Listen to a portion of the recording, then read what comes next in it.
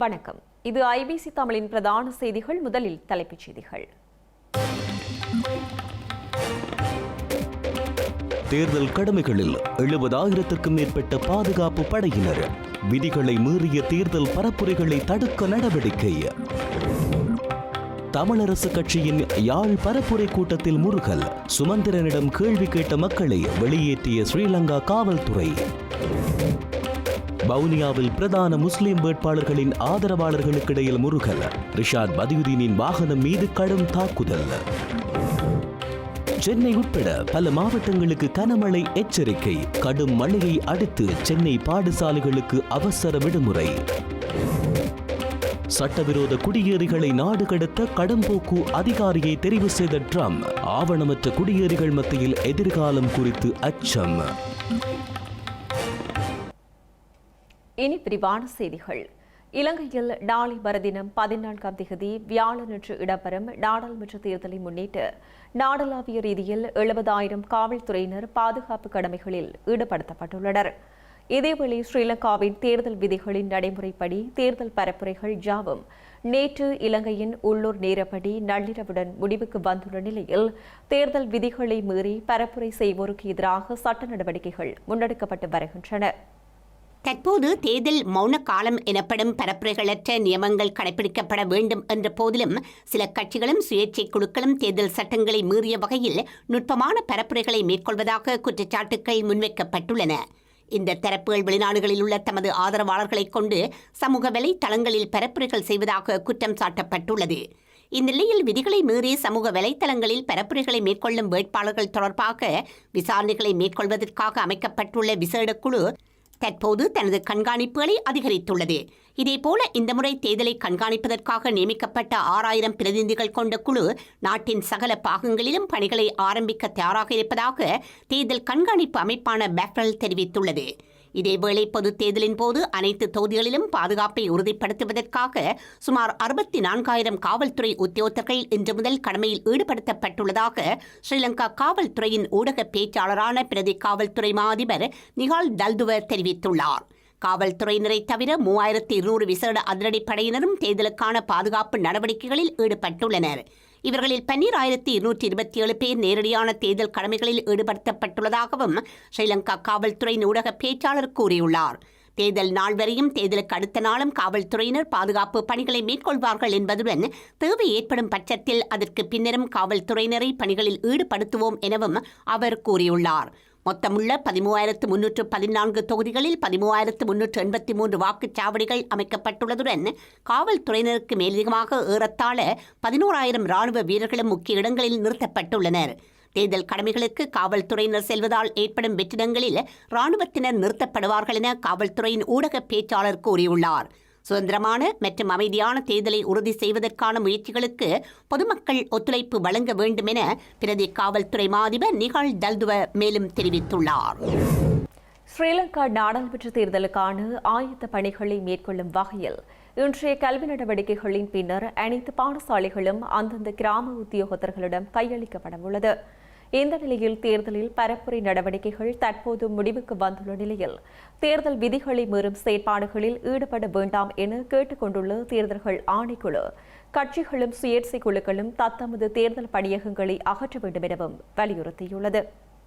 ஸ்ரீலங்கா நாடாளுமன்ற தேர்தலுக்கான பணிகளை மேற்கொள்ளும் வகையில் நாளை புதன்கிழமை அனைத்து பாடசாலைகளும் மூடப்படும் என கல்வி அமைச்சு தெரிவித்துள்ளது. தேர்தல் நிறைவடைந்த பின்னர் எதிர்வரும் 18ஆம் தேதி திங்கட்கிழமை பாடசாலைகளை மீண்டும் திறப்பதற்கு நடவடிக்கை எடுக்கப்பட்டுள்ளதாக அமைச்சு கூறியுள்ளது. இந்த தீர்மானம் தொடர்பில் தேர்தல்கள் ஆணைக்குழு மாகாண கல்வி செயலாளர்கள், மாகாண மற்றும் வலய கல்வி பணிப்பாளர்கள் மற்றும் சம்பந்தப்பட்ட தரப்பினருக்கு அமைச்சினால் அறிவிக்கப்பட்டுள்ளது. பாடசாலை மேசைகள், கதிரைகள் மற்றும் மண்டபங்கள் தேர்தல் செயற்பாடுகளுக்காக கிடைப்பதை உறுதி செய்யுமாறும் ஸ்ரீலங்கா கல்வி அமைச்சின் செயலாளர் JM திலகா ஜெயசுந்தர அனைத்து வலய கல்வி பணிப்பாளர்கள் மற்றும் அதிபர்களிடம் கேட்டுக் கொண்டுள்ளார். மேலும் தேர்தல் ஆணைக்குழுவின் தலைவரின் கோரிக்கையின் அடிப்படையில் வாக்கு எண்ணும் மையங்களாக பயன்படுத்தப்படும் பாடசாலைகள் குறிப்பிட்ட காலத்திற்கு மட்டுமே மூடப்பட வேண்டும் எனவும் அமைச்சின் செயலாளர் குறிப்பிட்டுள்ளார். இதற்கிடையே தேர்தல் சட்டத்தை மீறிய குற்றச்சாட்டில் கொழும்பில் காவல் நிலையம் ஒன்றின் பொறுப்பதிகாரி கைது செய்யப்பட்ட சம்பவமும் இடம்பெற்றுள்ளது. சட்டவிரோதமாக ஒட்டப்பட்டிருந்த குறிப்பிட்ட ஒரு கட்சியின் தேர்தல் சுரட்டிகளை அகற்ற முனைந்த காவல்துறையினரை தடுக்க முயன்ற கொச்சிக்கடை காவல் நிலைய பொறுப்பதிகாரியே குற்றத் தடுப்பு பிரிவினரால் கைது செய்யப்பட்டுள்ளதாக அறிவிக்கப்பட்டுள்ளது. ஸ்ரீலங்கா போக்குவரத்து சபையின் பேருந்துகளை எதிர்வரும் திங்கட்கிழமை 18ஆம் தேதி வரை தொடர்ந்து இயக்குமாறு நாட்டில் உள்ள அனைத்து சாலைகளுக்கும் பணிப்புரை வழங்கப்பட்டுள்ளது. கடந்த ஜனாதிபதி தேர்தல் கால பகுதியில் கொழும்பில் பலரும் போக்குவரத்து சேவையில் இடையூறுகளை எதிர்கொண்டிருந்த நிலையில் ஸ்ரீலங்கா போக்குவரத்து சபையின் தலைவர் ரமல் ஸ்ரீவர்தன இதனை தெரிவித்துள்ளார். கொழும்பிற்கு உள்ளேயும் வெளியேயும் பயணிகளின் போக்குவரத்தை இலகுப்படுத்தும் வகையில் தற்போதைய நேர அட்டவணையின்படி பேருந்துகளை இயக்குமாறு அனைத்து மாகாண சாலைகளுக்கும் அறிவுறுத்தல் வழங்கப்பட்டுள்ளது. இதன் பிரகாரம் கம்பகா, களுத்துறை மற்றும் கொழும்பு பிராந்தியங்களில் இன்று மேலதிகமாக 70 பேருந்துகள் சேவையில் ஈடுபடுத்தப்பட்டுள்ளதாக ஸ்ரீலங்கா போக்குவரத்து சபையின் தலைவர் ரமல் ஸ்ரீவர்தன கூறியுள்ளார். பயணிகளின் தேவையை பூர்த்தி செய்வதற்காக மேலும் 80 பேருந்துகள் நாளை கொழும்பு கோட்டையிலிருந்து சேவைகளில் ஈடுபடும் என அவர் குறிப்பிட்டுள்ளார். இந்த பேருந்துகள் தற்போதுள்ள கால அட்டவணைக்கு கூடுதலாக இயக்கப்படும் என்றும் ரமல் ஸ்ரீவர்தன கூறினார். தேர்தல் பணிகளுக்காக ஊழியர்களின் போக்குவரத்து மற்றும் வாக்குப்பெட்டிகளை கொண்டு செல்வதற்கென மொத்தம் 1017 பேருந்துகள் வழங்கப்பட்டுள்ளன. மேலும் தேர்தல் பணிகளுக்கான காவல்துறையினரின் போக்குவரத்திற்கென 290 பேருந்துகள் சேவையில் ஈடுபடுத்தப்பட உள்ளதுடன் இந்த அனைத்து பேருந்துகளுக்கென உரிய கட்டண அறவீடுகளும் செய்யப்பட்டுள்ளன. தேர்தல் பணிகளுக்கான ஊழியர்கள் மற்றும் காவல்துறையினரின் போக்குவரத்து நிறைவடைந்ததும் இந்த பேருந்துகள் பொது போக்குவரத்தில் மீள இணைக்கப்படும் என ரமல் ஸ்ரீவர்தன குறிப்பிட்டுள்ளார். எதிர்வரும் நீண்ட வார இறுதியை முன்னிட்டு 17ஆம் தேதி ஞாயிற்றுக்கிழமையும் 18ஆம் தேதி திங்கட்கிழமையும் கொழும்புக்கான பேருந்து சேவைகளை திட்டமிட்டு முன்னெடுக்குமாறு அனைத்து மாகாண சாலைகளுக்கும் அறிவுறுத்தப்பட்டுள்ளமை குறிப்பிடத்தக்கது. இலங்கையில் பொதுத் தேர்தல் இடம்பெறவுள்ள நிலையில் தென்மேற்கு வங்கக்கடல் பகுதியில் இன்று உருவாகும் குறைந்த காற்றழுத்த தாழ்வு மண்டலத்தால் வாக்களிப்பு நாளில் வடமாகாணத்திற்குரிய காலநிலை சீர்கேடுகள் குறித்த முன்னெச்சரிக்கை விடுக்கப்பட்டுள்ளது. இந்த தாளமுகம் காரணமாக நாளை முதல் எதிர்வரும் சில தினங்களில் மாலை வேளையில் இடியுடன் கூடிய மழை பெய்யக்கூடிய நிலைமையை எதிர்பார்க்கலாம் என ஸ்ரீலங்காவின் வளிமண்டலவியல் திணைக்களம் தெரிவித்துள்ளது. தென்மேற்கு வங்கக்கடலில் இன்று உருவாகியுள்ள குறைந்த காற்றழுத்த தாழ்வு பகுதியின் தாக்கம் காரணமாக நாளை 13ஆம் தேதி முதல் நாட்டின் பெரும்பாலான பகுதிகளில் பிற்பகல் இடியுடன் கூடிய மழை பெய்வதற்கான வளிமண்டல நிலை இருக்கும் என வளிமண்டலவியல் திணைக்களம் தெரிவித்துள்ளது. குறிப்பாக வட மாகாணத்தில் பெரும்பாலான இடங்களில் மழை பெய்யும் என்பதுடன் ஏனைய இடங்களில் மாலை அல்லது இரவில் மழை அல்லது இடியுடன் கூடிய மழை பெய்யக்கூடும் எனவும் திணைக்களம் எதிர்வு கூறியுள்ளது. கிழக்கு, மத்திய, ஊவா, சப்ரகமுவ மற்றும் தென் மாகாணங்களின் சில இடங்களில் 50 மில்லிமீட்டருக்கும் அதிகமான பலத்த மழை பெய்யக்கூடும் எனவும் வளிமண்டலவியல் திணைக்களம் கணித்துள்ளது. மேற்கு சப்ரகமுவ, மத்திய மற்றும் ஊவா மாகாணங்களிலும் காலி மற்றும் மாத்திரை மாவட்டங்களின் சில இடங்களிலும் காலை வேளையில் பனிமூட்டமான நிலை எதிர்பார்க்கப்படலாம் என மேலும் தெரிவிக்கப்பட்டுள்ளது.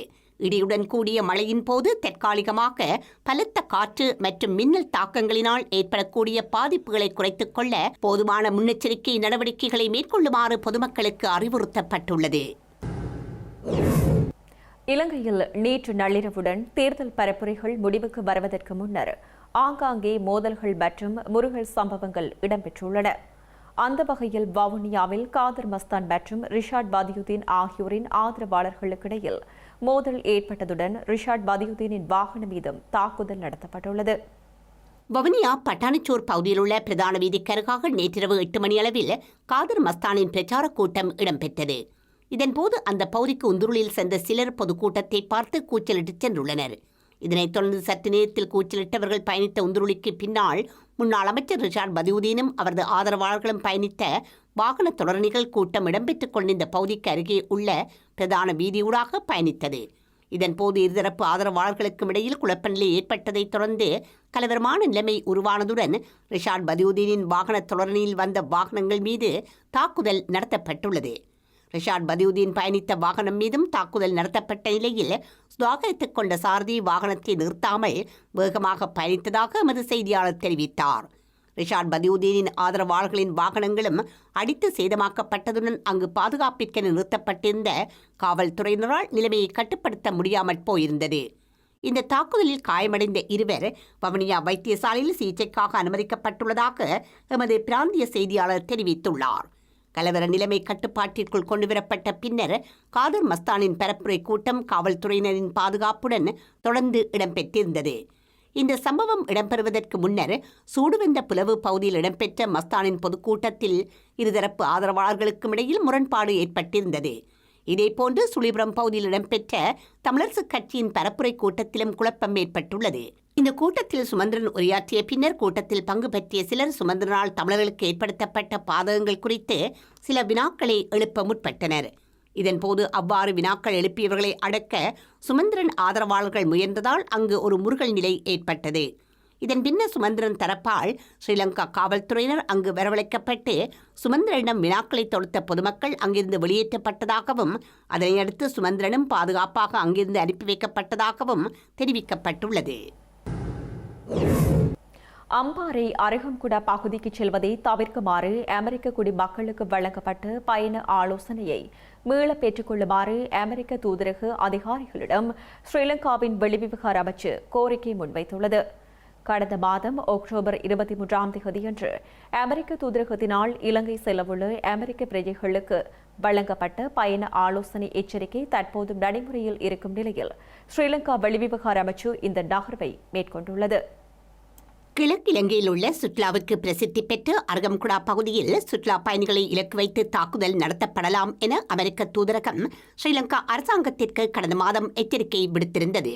அத்துடன் மறு அறிவித்தல் வரை அருகம்குடா பகுதிக்கு செல்வதை தமது நாட்டு குடிமக்கள் தவிர்க்க வேண்டும் எனவும் அமெரிக்க தூதரகம் பயண ஆலோசனையை வழங்கி இருந்ததுடன் ஸ்ரேலும் தமது குடிமக்களுக்கு அருகம்குடா உள்ளிட்ட கடற்கரை பகுதிகளை தவிர்க்குமாறு அறிவுறுத்தியிருந்தது. அமெரிக்காவின் இந்த எச்சரிக்கையை அடுத்து துரிதமாக செயற்பட்ட ஸ்ரீலங்கா அரசாங்கம் சுற்றுலா பயணிகள் அதிகளவில் செல்லும் அருகம்குடா உள்ளிட்ட பல்வேறு முக்கிய இடங்களுக்கான பாதுகாப்பை பலப்படுத்தியிருந்தது. இந்த நிலையில் ஸ்ரீலங்கா பாதுகாப்பு அமைச்சின் செயலாளர் ஏர்வைஸ் மார்ஷல் சம்பத் தியாகொந்த அருகம்குடா பகுதியின் பாதுகாப்பு நிலைமைகள் தொடர்பில் நேரடியாக சென்று ஆய்வுகளை மேற்கொண்டிருந்தார். உள்ளூர் மூத்த இராணுவ மற்றும் காவல்துறை அதிகாரிகளால் தற்போதுள்ள பாதுகாப்பு திட்டம் குறித்து பாதுகாப்பு செயலாளருக்கு விளக்கமளிக்கப்பட்டது. இதன்படி பிரதேசம் மற்றும் நாட்டில் உள்ள ஏனைய சுற்றுலா தலங்களின் பாதுகாப்பை பேணுவதற்கு எடுக்கப்பட வேண்டிய நடவடிக்கைகள் குறித்து உரிய அதிகாரிகளுக்கு பாதுகாப்பு செயலாளர் தேவையான அறிவுறுத்தல்களை வழங்கியுள்ளதாக பாதுகாப்பு அமைச்சு தெரிவித்துள்ளது. இந்த விடயத்தில் ஸ்ரீலங்கா அதிகாரிகளுடன் நெருக்கமாக பணியாற்றி வருவதாக அமெரிக்க தூதரக அதிகாரியொருவர் முன்னணி ஆங்கில ஊடகம் ஒன்றுக்கு கூறியுள்ளார். அருகம்குடா உள்ளிட்ட சுற்றுலா தலங்களில் உரிய பாதுகாப்பு பலப்படுத்தப்பட்டுள்ளதை சுட்டிக்காட்டி அருகம்குடா பகுதிக்கான பயண ஆலோசனை எச்சரிக்கையை மீளப்பெறுமாறு ஸ்ரீலங்கா வெளி விவகார அமைச்சு அமெரிக்க தூதரகத்திடம் கோரிக்கை முன்வைத்துள்ளது. தமிழ் மக்களிடையே பிளவுகளை ஏற்படுத்தி தாயகத்தில் பேரினவாத ஆட்சியாளர்களுக்கு சந்தர்ப்பம் வழங்கும் செயற்பாடுகள் தீவிரமாக இடம்பெற்று வருவதாக ஜனநாயக தமிழ் தேசிய கூட்டமைப்பின் வன்னி மாவட்ட வேட்பாளர் ரொஜன் தெரிவித்துள்ளார். இடம்பெறவுள்ள தேர்தலுக்காக அதிகளவான பணப்பரிமாற்றங்கள் இடம்பெற்று வருவதாகவும் அவர் குறிப்பிட்டுள்ளார். எனவே மக்கள் சிந்தித்து தகுதியானவர்களுக்கு வாக்களிக்க வேண்டும் எனவும் வவுனியாவில் இடம்பெற்ற ஊடக சந்திப்பில் ஜனநாயக தமிழ் தேசிய கூட்டமைப்பின் வன்னி மாவட்ட வேட்பாளர் ரொஜன் கோரியுள்ளார். இவ்தேர்தலை பணங்கள் பல விதிகளில் பயன்பட்டு கொண்டு மக்களிடத்தில் சென்று சேர்கிறது. ஆகவே எனக்கு தெரிந்த வகையில் இப்பணங்களானது சரியான முறையில் பங்கிடப்படுமாயிருந்தால் இந்த மாதத்துக்குள்ளேயே நம்மளுடைய வன்னி மாவட்டமானது சிங்கப்பூர் மாதிரி வருவதற்கான சந்தர்ப்பங்கள் இருக்கிறது. ஏனென்று எனக்கு தெரியவில்லை. முன்னுக்கு இருந்த பாராளுமன்ற உறுப்பினர்களும் சரி, இப்போ புதிதாக வருகிறவர்களும் சரி, மக்களிடத்திலே கொண்டே பணத்தை சேர்ப்பதிலையும் அதன் மூலம் வாக்களை பெறுவதிலையுமே மிகவும் அக்கறையாகவும் துடிதுடிப்பாகவும் இருக்கிறார்கள். கடந்த ஒரு மாதத்துக்குள்ளே மக்கள் மத்தியிலே சென்று அவர்களை சந்திக்கக்கூடிய அனைவருக்கும் ஏன் தேர்தல் முடிந்த பிறகு மக்களை சென்று பார்ப்பதற்கு சந்தர்ப்பங்கள் கொடுக்கப்படுவதில்லை, ஏன் சென்று பார்க்கவில்லை என்றதும் எனக்கு தெரியாத ஒரு கேள்வியாகவே இருக்கிறது. இளைஞர் என்ற மத்தியில் நானும் இப்பாராளுமன்ற தேர்தலில் போட்டியிடுகின்றேனே தவிர என் தொடர்பாக என்னை தோற்கடிப்பதற்கு பல கட்சிகள் மிகவும் விறுவிறுப்பாக செயற்பட்டு கொண்டு வருகிறது. காரணம், நாங்கள் இந்த முறை பாராளுமன்ற தேர்தலில் வெற்றி பெறுவோம், வெற்றி பெற்று மக்களுக்கு சேவை என்ற ரீதியில் சரியான முறையில் செய்வோம் என்ற ஒரு நம்பிக்கை எனக்கும் உள்ளது, என்சார் மக்களுக்கும் உள்ளது. ஆகவே இவ்விரு விஷயங்களும் நடந்துவிடக்கூடாது என்பதற்காக பல கட்சிகள் எம்முவர்களுடைய நிறைய பிரச்சனைகளோடு ஒவ்வொருவரும் செயற்பட்டு கொண்டிருக்கிறார்கள். இதற்காக சுயேட்சையில் போட்டி போடுகின்ற அவளையுடைய தலைமைத்துவங்களும் பார்த்தீங்களா இருந்தால் வெளிநாட்டோடு தொடர்புபட்டவர்களாகவும் வெளிநாட்டிலிருந்து நிதிகளை கொண்டு வந்தவர்களாகவே இருக்கிறார்கள். எங்களுடைய தமிழர்களுடைய வாக்களை சிதறடித்து ஏனைய சமுதாயத்தினர் வருவதற்கான சந்தர்ப்பத்தை வழங்குவதே அவர்களுடைய நோக்கமாக இருக்கிறது. அடுத்த தமிழினத்திற்கு என்று சொல்லி எந்த விதமான கட்சிகளும் ஒன்றுபட்டு இருக்கக்கூடாது என்பதில் மிகவும் தெளிவாக இருக்கிறார்கள். அதனாலேயே இம்முறை தேர்தலில் பணம் தன்னுடைய பக்கமாக எல்லார் மத்தியிலும் பணங்கள் புழங்கக்கூடியதாக இருக்கிறது. ஆகவே இம்முறை மக்கள் மிகவும் தெளிவான முறையிலிருந்து சரியான ஒருவருக்கு வாக்கு செலுத்த வேண்டும் என்பதை நான் கேட்டுக்கொண்டு, ஸ்ரீலங்கா நாடாளுமன்ற தேர்தலில் மக்கள் ஆணை வழங்கினால் ஜனாதிபதி தேர்தலில் ஐக்கிய மக்கள் சக்தியால் முன்வைக்கப்பட்ட வேலை திட்டங்களை நிறைவு செய்வோம் என அந்த கட்சியின் தலைவர் சஜித் பிரேமதாச தெரிவித்தார். நாடாளுமன்ற அதிகாரம் எமக்கு கிடைக்கும் பட்சத்தில் முன்னாள் ஜனாதிபதியினால் கைச்சாத்திடப்பட்ட சர்வதேச நாணய நிதி ஒப்பந்தம் நீக்கப்பட்டு மக்கள் சார் உடன்படிக்கையை காண்போம் எனவும் சஜித் பிரேமதாச தெரிவித்தார். கோட்டார் ரணிலின் வழியிலேயே இன்று ஜனாதிபதி அனுரகுமார திசாநாயக்கவும் பயணிக்கின்றார். வேட்பாளராக அனுரகுமார திசாநாயக்க மேடையாக கூறிய விடயத்தை தற்போது பொய்யாக்கி செயலில் நடத்தி காட்ட தோல்வி கண்டுள்ளார்.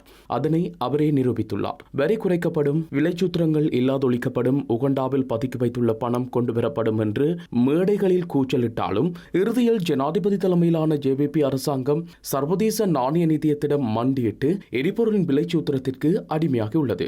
அத்துடன் ஊடகங்களுக்கும் அழுத்தங்களை பிரயோகிக்கும் வகையில் செயற்படுகின்றார். நாடாளுமன்ற அதிகாரம் எமக்கு கிடைக்கும் பட்சத்தில் முன்னாள் ஜனாதிபதியினால் கைச்சாத்திடப்பட்ட மக்கள் விரோத சர்வதேச நாணய நிதிய ஒப்பந்தம் நீக்கப்பட்டு மக்கள் சார் உடன்படிக்கை காண்போம். 2033 ஆண்டிலிருந்து கடனை செலுத்த சர்வதேச நாணய நிதியம் இணக்கம் தெரிவித்த போதிலும் கடனை 2028 முதல் அதாவது 4 ஆண்டுகளில் செலுத்துவதற்கான இணக்கப்பாட்டை முன்னாள் ஜனாதிபதி தலைமையிலான அரசாங்கம் தானாகவே சென்று விருப்பம் தெரிவித்தது. இவ்வளவு மந்தமான வீழ்ச்சி கண்டுள்ள பொருளாதாரத்தை கொண்ட நாட்டால் 4 வருடங்களில் கடனை அளிக்க முடியாது. 4 வருடங்களில் கடனை அடைப்பதற்கு விரிவான பொருளாதார வளர்ச்சி அவசியம். மக்கள் மத்தியில் அதிருப்தியின் அழுத்தம் அதிகரித்துள்ளது. இந்த பாதையை வெற்றி பாதையாக மாற்றியமைக்க ஐக்கிய மக்கள் சக்தி தயாராக இருக்கிறது.